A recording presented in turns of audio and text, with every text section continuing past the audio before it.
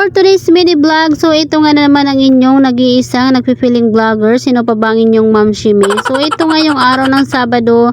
So ngayon nga lang tayo sinipag mag voice over. So pag Sabado at Linggo nga ay sinasamantala nga namin ni Mr. na wala siyang pasok sa school. So ito yung araw na pinupuntahan nga namin yung aming mga piso wifi. Sa hindi na nga nakakaalam, ito nga yung aming small business ng aking asawa na pinagkakakitaan namin kahit papaano sa araw-araw. So ayun nga, kailangan natin dumiskarte sa buhay kasi ang mahal na nga ng bilihin ngayon.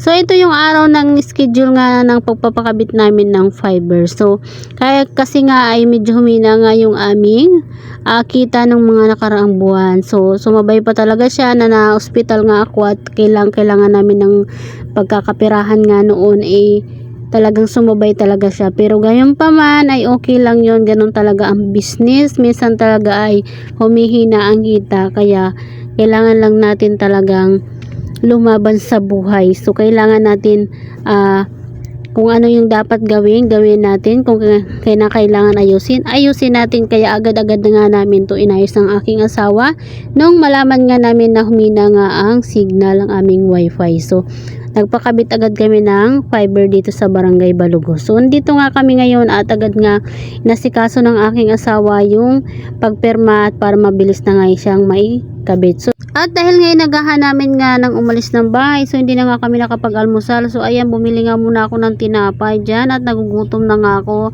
At hindi naman rin nagtagal, dumating na rin naman yung magkakabit ng fiber. So ayan na nga, at hindi rin naman daw matagal ang magpagkabit niyan. So mabilis lang naman daw yan. So makakauwi rin kami ng maaga.